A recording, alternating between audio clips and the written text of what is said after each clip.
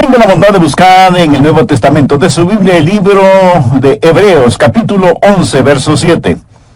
Estoy enfocando el tema de la fe en la familia. Y al hablar de la familia, por supuesto que debemos hablar no solo de la fe que debe haber en el seno de la familia, sino también de las finanzas familiares, tema que lo trataremos posteriormente. Bien, veamos Hebreos 11 desde el verso 7. Por la fe, Noé, cuando fue advertido por Dios acerca de cosas que aún no se veían, con temor preparó el arca en que su casa se salvase. Y por esa fe condenó al mundo, y fue hecho heredero de la justicia que viene por la fe. Parece que todo el mundo sabe y habla del Titanic, no solo por las películas producidas con ese tema, sino porque el Titanic fue una realidad histórica. Antes de su viaje inicial, se decía que nada podría hundir ese barco. Y en su primer viaje, eso mismo es lo que sucedió. Se hundió. En su tiempo fue un verdadero y monstruoso palacio flotante. Incomparable en lujo y esplendor, tenía enormes salones de baile, canchas de tenis, baños, sauna, salones de belleza, muebles exquisitos, vajillas finísimas. Toda una fantasía hecha realidad. El Titanic se ha convertido a través del tiempo en una lección objetiva usada por gente religiosa y secular, y seguirá haciéndolo hasta cuando Jesucristo regrese. Al estudiar este asunto del Titanic, hay algunas cosas que llaman poderosamente la atención. Por ejemplo, la confianza de aquellos que la denominaron como la nave más segura del mundo. De hecho, se hacía énfasis en que el Titanic estaba construido de tal manera que prácticamente era imposible que se hundiera. Y creo que eso fue lo que atrajo a los pasajeros, el saber que, de acuerdo a la propaganda, el Titanic era el único y el más grande navío del mundo que no podía hundirse. Y claro, sobraron los pasajeros para el primer viaje del Titanic. Es más, se dice que cientos de pasajeros quedaron en lista de espera para el siguiente viaje. Estoy seguro que después de la tragedia del Titanic, durante su viaje inaugural, esos pasajeros que quedaron en lista de espera habrán estado muy agradecidos de no haber podido viajar. Bruce Ismay fue el presidente de la empresa Estrella Blanca, propietaria del Titanic, y en declaraciones a la prensa manifestó lo siguiente: es imposible imaginarse alguna circunstancia que podría causar que el Titanic se hunda. La moderna tecnología utilizada en la construcción de este barco ha previsto todas y cada una de las posibilidades que ocasionarían que cualquier otra nave se hunda. Y luego, con verdadera arrogancia, declaró: ni Dios mismo podría hundir este barco. Y con esta confianza extrema, el Titanic inició su primer viaje. Pero no solo había esta confianza, sino, y hasta cierto punto, un espíritu de placidez, de descuido, de orgullo en la tecnología y de arrogancia en lo que el hombre había logrado al construir esa verdadera nave gigante de los mares. Después de la tragedia, una de las personas que se salvó declaró: estábamos en una verdadera diversión. Las risas y el jolgorio eran las cosas más importantes de esa noche. El tiempo era excelente. La comodidad y el lujo a bordo eran exactamente lo que se nos había prometido. Y por eso nos parecía que los días pasaban demasiada prisa. Yo pensaba que podría vivir así toda mi vida. Miles de personas navegando en lo que aparentemente era un barco que jamás podía hundirse. Todos gozando de un tiempo maravilloso, y los encargados del cuidado y atención a los pasajeros repetían constantemente por las noches: todo está bien. Y las lámparas alumbran brillantemente. Sin embargo, muy pronto esas lámparas dejaron de brillar en el Titanic. La noche del 14 de abril de 1912, lo único que se deslizaba rápidamente sobre ese sector de la superficie del Océano Atlántico era ese majestuoso transatlántico. Las estrellas eran como lámparas encendidas en el terciopelo negro de la noche. Y en el interior del Titanic, los pasajeros se divertían, bailaban, comían, jugaban, y algunos, estoy seguro, habrán estado durmiendo. Y de pronto lo inaudito, lo inimaginable, lo imposible, la tragedia, el costado del Titanic chocó contra un témpano de hielo cuya presencia no fue advertida ni notada por nadie. El barco había estado navegando a la regulada velocidad de 22 nudos por hora, o sea, más o menos unos 40 kilómetros por hora. Y a las 11:40 de la noche, el témpano de hielo abrió una profunda brecha de casi 100 metros en el costado metálico del Titanic. Y paulatinamente fue inundando las cámaras a prueba de filtraciones, las mismas que se llenaron una tras otra, y el Titanic se fue hundiendo lenta, pero inexorablemente. Lo extraño es que ninguna alarma sonó, pero la noticia gradualmente se fue esparciendo. Sin embargo, muy pocos a bordo parecían preocupados, aún sabiendo que habían chocado contra un gigantesco témpano de hielo, y aquellos que mostraron alguna preocupación se conformaron en la seguridad de que todo estaba bajo control, y que por eso no habían hecho sonar la alarma. A muchos incluso se les dijo que a pesar de la realidad del choque con el témpano de hielo, no había ningún peligro. Y la gente continuó divirtiéndose, bailando, comiendo, jugando, etc. Sin embargo, ya para las 2:45 de la mañana, una bengala fue disparada al aire. La primera de 8 que fueron lanzadas como llamadas inútiles de auxilio. Finalmente se dieron cuenta que el barco tenía que ser abandonado. Primero las mujeres y los niños debían abandonar ese palacio que se hundía. A la 1:30 de la mañana, el crucero de ensueño se había convertido en la más horrible pesadilla, y para muchos fue demasiado tarde. Había 2,000 personas a bordo del Titanic, pero en los botes salvavidas solo había espacio para 1,000. En ese momento todos se olvidaron de las reglas, de los principios elementales de cortesía, de caballerosidad, etc. Los hombres no tuvieron reparos en empujar fuera del camino y hasta pisar sobre mujeres y niños para tratar de lograr un espacio en los botes salvavidas. Muchos hombres se disfrazaron de mujeres para tratar de salvarse. Y muchos de quienes ya estaban en los botes salvavidas vieron a sus seres amados quedarse en el barco que se hundía, o en su desesperación saltar sin chalecos salvavidas hacia las negras aguas del océano. Muchos vieron a sus cónyuges, a hijos, a hijas, a sus novios o novias, a sus abuelitos o a sus nietos, pasar a la eternidad en medio de la desesperación y de la angustia. Y quienes ya estaban en los botes salvavidas solo escuchaban las voces de aquellos que estaban tratando de sobrevivir, nadando en las heladas aguas del mar, clamando por auxilio. Pero ya no había espacio para nadie más en los botes, y esas voces se fueron apagando en la oscuridad de la noche. Lo impensable había sucedido. El Titanic se había hundido. Solo quedaban unos pocos desesperados sobrevivientes.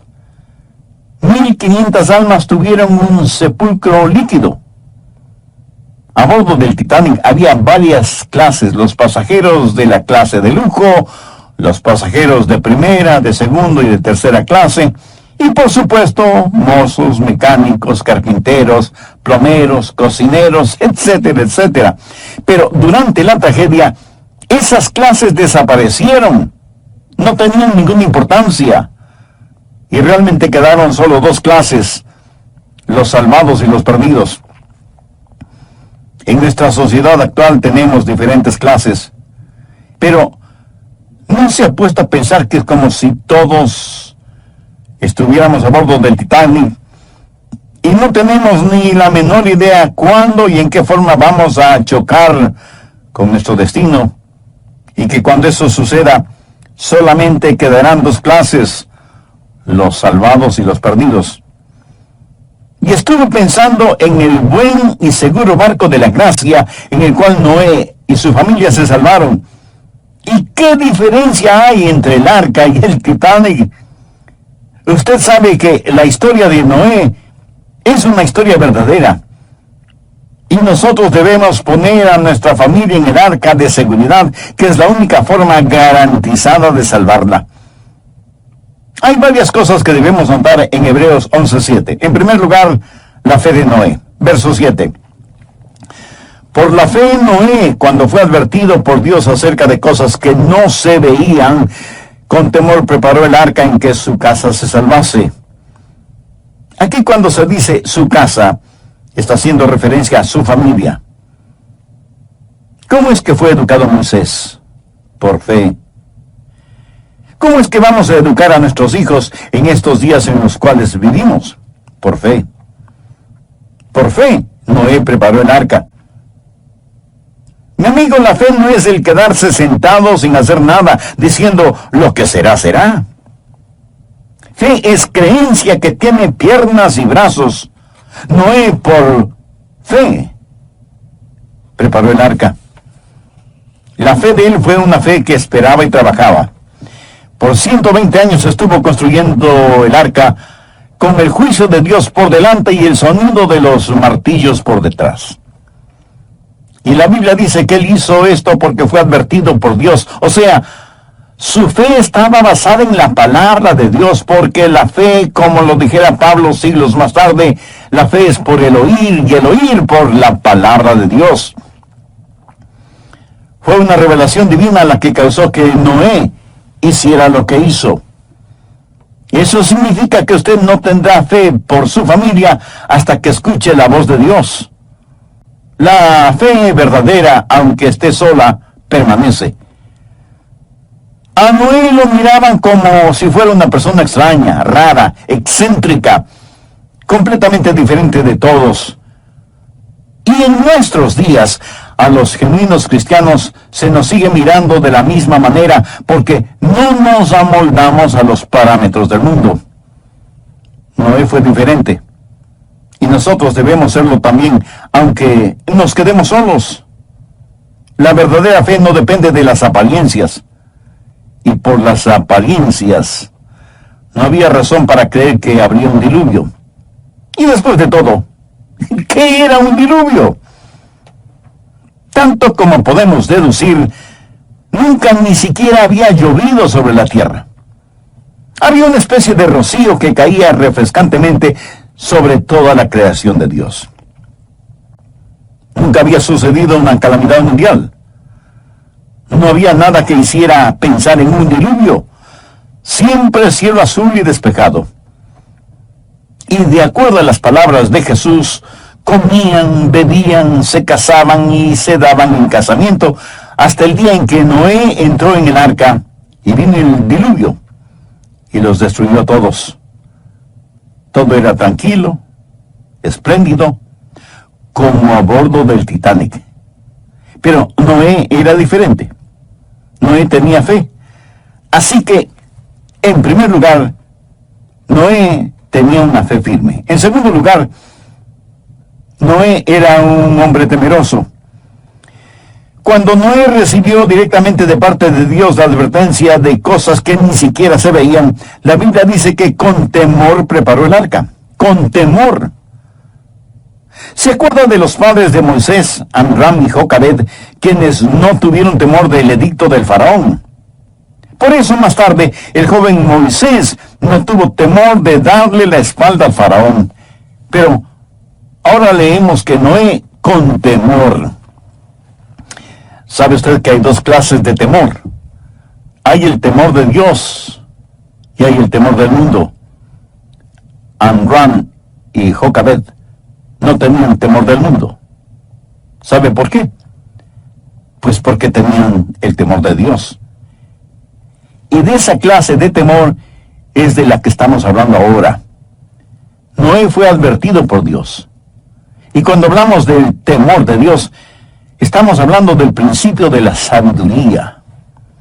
Ahora, por favor, escúcheme atentamente. El temor de Dios no significa que estamos asombrados, asustados, desmayados, sobrecogidos de espanto al pensar en Dios. No, de ninguna manera. El temor de Dios es amor de rodillas. Es el entender que nuestro Dios es extraordinario y es absolutamente santo. A veces escucha a personas decir que no creen en ninguna religión basada en el miedo. Yo no estoy de acuerdo con quienes así piensan. Y creo que esas personas no son honestas al decir tal cosa. ¿Sabe por qué? Porque aunque no lo admitamos, nuestra vida cotidiana está basada en el temor. Tenemos morir de hambre, por eso comemos. Tenemos resfríos y catarros, por eso nos arropamos bien y tomamos medicinas, aunque sean caseras. Tememos que los ladrones vengan a robar en nuestra casa, por eso aseguramos puertas y ventanas y ponemos más de una cerradura y cerramientos y alarmas y tenemos perros y seguridad privada en el vecindario, etcétera, etcétera, etcétera. Cada día, aún sin proponernos, ejercitamos nuestros sentidos de supervivencia. Pero ¿sabe cuál es el mayor peligro que el hombre enfrentará? Es la ira de Dios contra nuestro pecado e incredulidad. Por lo tanto, cualquier hombre es realmente sabio cuando, movido por el temor, busca el estar bien con Dios. En Mateo 10:28 encontramos las siguientes palabras de Jesús: y no temáis a los que matan el cuerpo, mas el alma no puede matar. Temed más bien a aquel que puede destruir el alma y el cuerpo en el infierno. En otras palabras, no tema a la gente del mundo, tema a Dios Todopoderoso. El supremo peligro será el estar frente a Dios sin haber sido perdonado. Y francamente, yo prefiero que, aunque sea por temor, la gente busque a Dios, a que por no tener temor, terminen sus vidas en el infierno. Hay algo sobre lo cual recibimos advertencias. Noé, con temor y todo, cumplió con lo que se le había ordenado. Hace años leí de unos marineros que le preguntaron a su capellán: ¿cree usted en el infierno? Y el capellán contestó: por supuesto que creo en el infierno. ¿Por qué lo preguntan? Y los marineros le dijeron: porque si hay infierno y usted no cree en él, no lo queremos como capellán. Y si es que no hay infierno, no necesitamos ningún capellán. Amigo, Jesús no es un capellán. Jesús, siendo quien es, el Hijo de Dios, el Rey de Reyes y el Señor de Señores, es el único que puede perdonarnos de nuestras faltas, de nuestros pecados y salvarnos de la ira venidera. Como padres, ¿cómo podemos enfrentar la propaganda de beber responsablemente? ¿Qué podemos hacer al respecto? Primero, no tener absolutamente ningún licor en el hogar. Segundo, cuando sus hijos salen por la noche, levántese a recibirlos cuando regresen. Abráceles y de paso podrá percibir su aliento. Mi amigo, es mejor perder unas horas de sueño que perder a sus hijos. Tercero, de vez en cuando lleve a sus hijos a la sala de emergencia de algún hospital, especialmente viernes y sábados, para que vean a las víctimas de accidentes relacionados con los licores, para que escuchen lo que dicen doctores y enfermeras sobre cada caso. Cuarto, cada ciudad del mundo tiene calles en donde uno puede ver a borrachos durmiendo en las aceras, muchas veces sobre su propio vómito. Lleve a sus hijos para que vean las consecuencias de lo que comenzó con la frase: voy a beber responsablemente. Deje que sus hijos vean más allá de la realidad virtual, de la atractiva propaganda en radio y televisión. Deje que vean la realidad actual. Proverbios 21:11 dice: cuando el escarnecedor es castigado, el simple se hace sabio. Aquí la palabra simple significa inocente, crédulo, que no tiene ningún discernimiento y que cree todo lo que ve en forma de propaganda, y no solo eso, sino que lo promociona. Vivimos en una sociedad hedonística en donde Satanás usa el entretenimiento para que terminemos aceptando aún lo inaceptable. Por ejemplo, las comedias en horario especial en la televisión. Cuando por medio de ellas se nos enseña a reírnos del pecado, nunca lo consideraremos en serio como pecado. 88% de las comedias tienen situaciones sexuales que no dejan nada a la imaginación. Su contenido es totalmente inmoral, ofensivo por su lenguaje y degradante por su mensaje. Y sin embargo, miles y miles de padres, aun creyentes, usan la televisión como niñera. ¿No es eso una manera de aprobar toda la inmoralidad que en la iglesia condenamos? El conflicto es espiritual. Detrás de la industria licorera, detrás del mundo del entretenimiento, detrás del sistema educativo humanista y evolucionista, hay una mente maestra. Y la única respuesta para un conflicto espiritual es la fe. Amram y Jocabed no tuvieron temor del decreto del faraón porque, por fe, vieron al Rey de Reyes. Cuarto, la fe ve cada desafío como algo que puede solucionarse. Ellos tuvieron un problema y lo solucionaron. No se intimidaron por el decreto del rey, ni por ese siniestro ministro del miedo que es Satanás. Y al no tener miedo, ellos hicieron algo. Rechazaron el ceder al espíritu de temor con que Satanás trata de seducir y destruir a nuestros hijos. Se negaron a ser ociosos y pasivos, egoístas y cobardes. Amram y Jocabed, ¿qué es lo que hicieron? Pues tomaron a su precioso bebecito y lo pusieron en una canasta calafateada, una especie de bote chiquito, y pusieron esa canasta en las aguas del río Nilo. Deseo que ponga mucha atención en este evento. No fue hecho con actitud fatalista. No dijeron, oh, nada podemos hacer, así que lo que será, será. No. Si usted tiene un jardín y no lo cuida y se preocupa por él en forma sistemática, muy pronto lo que tendrá será un campo de hierba mala. La actitud de Amram y Jocabed tampoco fue una actitud fanática, o sea, no lo tiraron simplemente a las aguas del Nilo diciendo, si Dios quiere salvarle, pues le salvará. No. Más bien construyeron y adecuaron una pequeña canasta hecha de juncos ribereños, pusieron al bebé Moisés en ella y confiaron en la protección de Dios. Y eso, mi amigo, no es ni fatalismo ni fanatismo, eso es fe. Tal vez alguien me pregunte, pastor, ¿cómo sabe que eso fue fe? Fácil, porque hicieron algo. Busque Santiago 2:17. Así también la fe, si no tiene obras, es muerta en sí misma. Escúcheme porque lo que voy a decir es importante. La verdadera fe nunca es ociosa o inactiva. Proverbios 22:6 comienza diciendo, instruye. Y esto no significa enseñar, sino preparar a alguien para una competencia por medio del ejercicio, de la disciplina mental y física para lograr un objetivo previsto. ¿Está usted orando, instruyendo, enseñando, actuando por sus hijos? Asisten como familia a una iglesia sólida, fundamental, que cree que la Biblia es la palabra de Dios y la predicación es cristocéntrica. Los profesores y profesoras de la escuela dominical, los que le enseñan a usted y a sus hijos cada domingo, son creyentes espiritualmente maduros. Tienen una fe bíblica y su vida hogareña es ejemplar.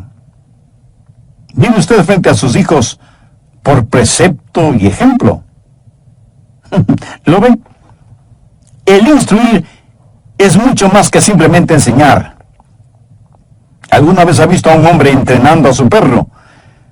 Me parece que algunos padres pasan más tiempo entrenando a sus perros que instruyendo a sus hijos. Y por las noches se aseguran de que el perro esté bien seguro en su perrera, pero dejan que sus hijos salgan, quién sabe a dónde. ¿Quiere que le diga algo? Bueno, eso para mí no tiene ningún sentido. Pasar más tiempo y preocuparse más por el perro que por los hijos. La verdadera fe es creencia con piernas. Y muchos padres se escudan diciendo, bueno, estoy pagando para que reciban una buena educación. Teddy Roosevelt, expresidente de los Estados Unidos, alguna vez dijo, cuando solo se educa la parte intelectual de un hombre y no la parte moral, lo único que se está haciendo es creando un peligro para la sociedad. Escúcheme, ni la escuela, colegio o universidad, ni los clubes deportivos o sociales, ni la iglesia, ni los consejeros familiares, ni los mejores programas recreativos pueden reemplazar a la instrucción en el hogar. Nadie puede hacer lo que se supone usted debe hacerlo. Esa es la diferencia entre el instruir y el educar. Usted le puede enseñar a su hijo algo, pero otra persona puede enseñarle algo diferente. Y su hijo puede decidir creer lo que la otra persona le enseñó. Pero cuando usted instruye a su hijo, está poniendo algo dentro de él que no importa cuán rebelde se vuelva, siempre habrá algo en su interior que lo refrena. Un pequeño muchachito un día se enojó mucho con su mamá y decidió fugarse de su casa. Así que se montó en su triciclo y comenzó a pedalear furiosamente por la vereda. Un hombre que le vio le preguntó, pequeño, ¿qué estás haciendo? Estoy huyendo de mi casa. Y el hombre le dijo, bueno, si es que estás huyendo, ¿por qué estás dando vueltas y más vueltas alrededor del bloque? Y el niño le contestó, porque mi mamá me tiene prohibido cruzar la calle. Eso, mi amigo, se llama instrucción, entrenamiento. ¿Sabe que Jocabed tuvo el enorme gozo y privilegio de instruir a su hijito Moisés? ¿Cómo fue posible eso? Creo que todos conocemos muy bien esa historia.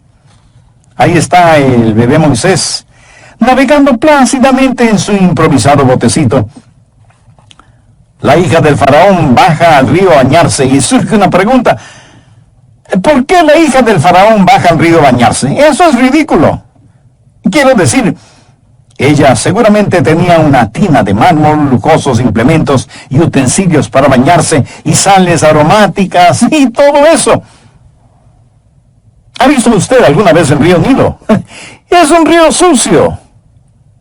¿Por qué a ella se le antojó ese día bañarse en el río? Bueno, yo no lo sé. Más bien dicho, esa fue la providencia de Dios. Y cuando ella estuvo en el río, oyó el llanto de un bebé. Seguramente un ángel bajó y pellizcó al bebé Moisés para que llorara en ese preciso momento. No lo sé, tal vez sea así, pero no estoy seguro. Lo cierto es que la princesa egipcia, tal vez movida por un innato sentimiento maternal, tomó al bebé en sus brazos mientras que Miriam, la hermana de Moisés, que estaba escondida entre la vegetación del río, miraba todo lo que sucedía.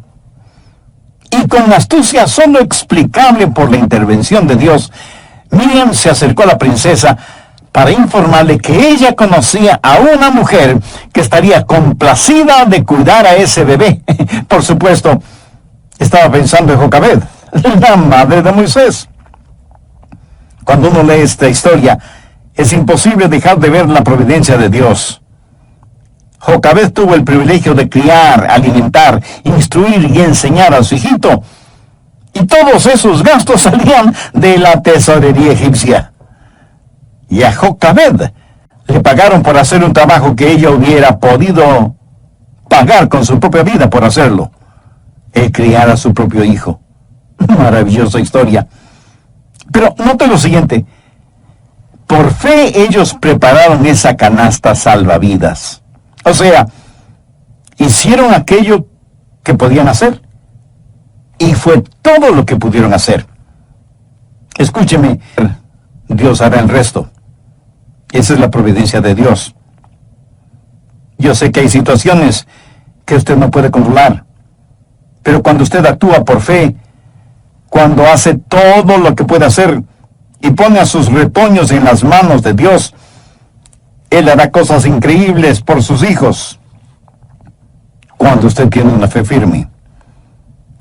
Lo que sucedió con Moisés, la hija del faraón, Jocabed y Miriam, no fue una cosa del destino, ni de la buena suerte, ni nada de ese estilo. Fue la providencia de Dios. La fe ve cada desafío como algo que puede resolverse. No deje que el diablo le vuelva negativo o pesimista en lo relacionado con sus hijos. Quinto, la fe ve cada decisión como significativa. Hebreos 11:24. Por la fe Moisés, hecho ya grande, rehusó llamarse hijo de la hija del faraón. En simple español, eso quiere decir que no quería que le llamaran nieto del faraón. ¿Por qué? Veamos los versos del 25 al 27. Escogiendo antes ser maltratado con el pueblo de Dios que gozar de los deleites temporales del pecado, teniendo por mayores riquezas el vituperio de Cristo que los tesoros de los egipcios, porque tenía puesta la mirada en el galardón. Por la fe dejó Egipto, no temiendo la ira del rey, porque se sostuvo como viendo al invisible. A no dudarlo, Moisés enfrentó tremendas tentaciones. Tenía ante él los placeres y los tesoros de Egipto, prestigio e influencia mundial. Egipto en ese tiempo era el imperio más poderoso de la tierra. Todo, absolutamente todo, estaba al alcance de Moisés. Pero él tenía otro sistema de valores, porque la fe ve cada decisión como algo realmente importante. Estaba establecido un sistema de valores. Hebreos 11:26 dice, teniendo por mayores riquezas el vituperio de Cristo. Ahora, ¿quién hubiera pensado que el vituperio de Cristo sería más valioso que las riquezas de Egipto? Se ve que Moisés había estado pensando y concluyó que las glorias del futuro sobrepasaban y con mucho a los placeres del presente. Vio que ser un hijo de Dios era mucho mejor que ser nieto del faraón y tomó una decisión. Padres, escúchenme. Es una necedad el esperar que sus hijos tomen las decisiones correctas si no ven en ustedes valores apropiados.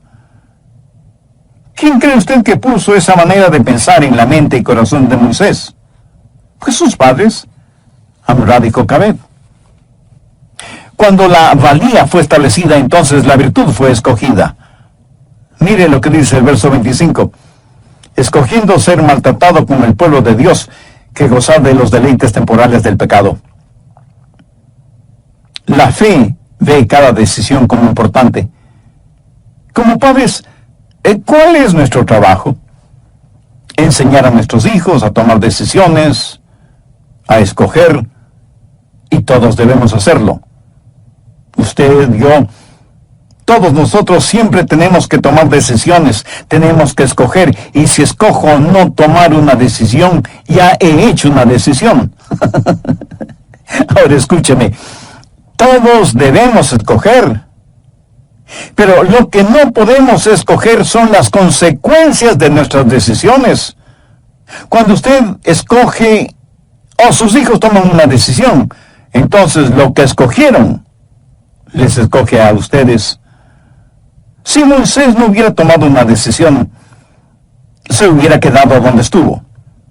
Escogió. Y la fe dice que cada decisión es importante. Al hacer la decisión correcta, un valor fue establecido, una virtud fue escogida y un pecado fue rechazado. Y Moisés se vio frente a una encrucijada. Si seguía por un camino, podría llegar a ocupar el trono del faraón, gozar de toda clase de placeres carnales, tener posesiones materiales y tener popularidad y poder. Si escogía el otro camino, ¿qué es lo que tendría? Vituperio y sufrimiento con el pueblo de Dios. Y muchos piensan que porque escogió lo segundo y rechazó lo primero, Moisés fue un verdadero tonto. Lo fue. Piénselo, piénselo. Todo en este mundo parece que está diseñado para que nuestros hijos sigan por ese camino. ¿No quiere usted que sus hijos sepan hacer decisiones correctas? ¿No se siente bendecido cuando en una ceremonia matrimonial los novios declaran haber escogido primero a Cristo? ¿No siente gratitud a Dios cuando sus hijos le agradecen porque ustedes como padres tomaron el tiempo para instruirles, guiarles y educarles a fin de que ellos escojan el camino correcto? Padres, por favor, no pierdan esa oportunidad de transmitir a sus hijos la realidad de la fe. Vívala, demuéstrela, para que ellos también quieran poseerla. Crea usted en Dios por sus hijos y por cada área de la vida de ellos. Pídale a Dios que le aumente la fe, porque francamente como padres, si algo necesitamos es tener fe abundante, firme y segura. Después de todo, la Biblia dice en Hebreos 11:6, pero sin fe es imposible agradar a Dios. A esta realidad, permítame añadir otra. No está en las páginas de la Biblia explícitamente, pero está en el libro de nuestra experiencia.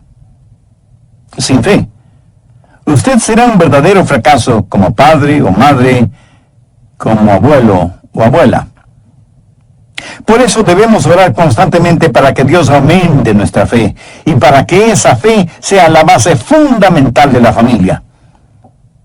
Si usted aún nada sabe de esa fe bíblica, es porque no tiene una relación personal con Dios por medio de su Hijo, el Señor Jesucristo. ¿Por qué no hace esa decisión espiritual ahora mismo? Yo le voy a guiar en una corta oración. Usted repítala usando sus propias